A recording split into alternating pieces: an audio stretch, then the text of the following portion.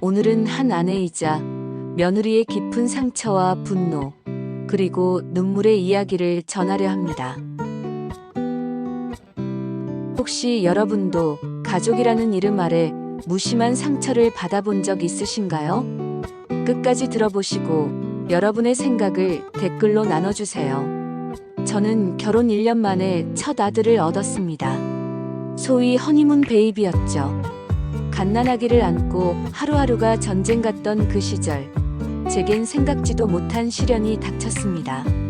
바로 친정 아버지의 갑작스러운 별세였습니다. 아직 돌도 안 된 아이를 업고 장례식장을 지키는 제 모습은 말 그대로 망연자실이었죠. 그런데 그때 시부모님이 오셨습니다. 저는 잠시라도 위로의 말을 기대했을까요?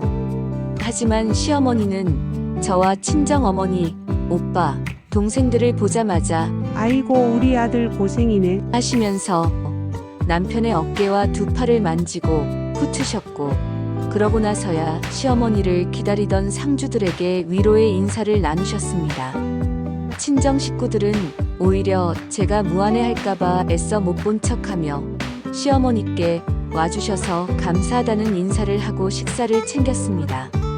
아버지를 잃은 이 며느리의 마음은 안중에도 없이 오직 제 남편만 챙기는 그 말에 참았던 눈물이 왈칵 쏟아질 뻔했습니다.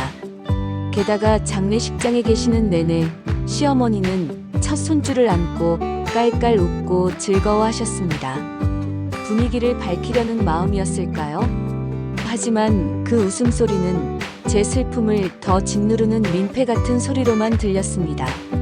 3일간의 장례를 마치고 집으로 돌아온 첫날, 몸은 천근만근, 마음은 더 무거웠습니다. 그런데 그날 아침 연락 한마디 없이 시어머니가 찾아오셨습니다. 손주 보고 싶어서 왔다. 시어머니의 마음은 충분히 이해할 수 있었습니다. 하지만 그 한마디가 하루에도 2번, 3번씩 불쑥 찾아오시는 게 일상이 되었습니다. 심지어 새벽 모유 수유로 남편 출근 후 겨우 눈을 붙이고 있을 때도 계단을 올라오는 발자국 소리에 제 심장은 쿵쿵 벌렁거렸습니다. 저는 아직 아버지를 잃은 슬픔에서 벗어나지 못한 상태였어요. 하지만 시어머니는 제 피곤함, 제 눈물 따위는 전혀 보지 못하셨습니다. 오로지 손주만 바라보며 이리저리 누워서 웃고 떠드는 모습에 제 마음의 분노는 차곡차곡 쌓여만 갔습니다. 결정적인 사건은 어느 날 아침에 일어났습니다.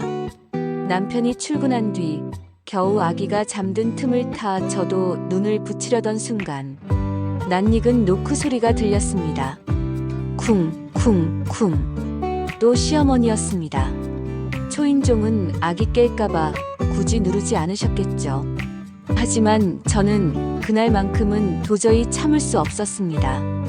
없다고 없는 척하자. 나 살고 싶어, 살고 싶다고. 저는 문을 열지 않았습니다. 몇 번 더 문을 두드리시던 시어머니는 결국 발길을 돌리셨습니다. 저는 그제야 겨우 안도의 한숨을 내쉬었죠. 심장에 쿵쾅거리는 소리가 집 안가득 울렸지만 그때 그 순간에 저는 저의 행동을 미워하지 않았습니다. 오히려 괜찮다며 제 스스로를 위로하고 또 위로했습니다. 하지만 얼마 지나지 않아 남편에게 전화가 걸려왔습니다.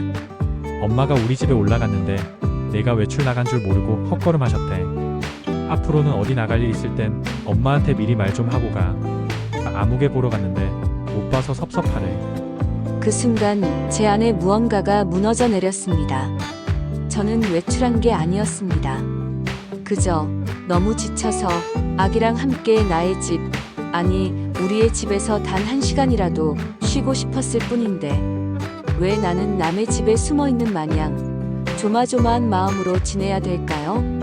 오히려 어머니께 미리 연락이라도 하고 가지 라는 말을 남편은 못하는 걸까요?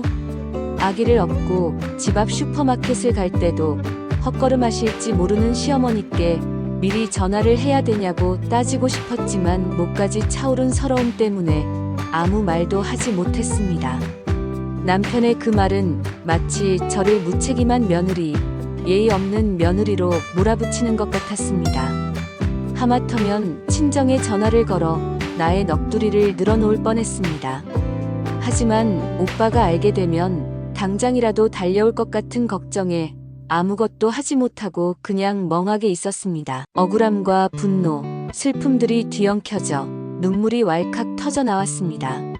시부모님 때문에 너무 피곤하다는 말을 남편에게 하기 어렵다 보니 제 가슴은 늘 답답하고 답답했습니다.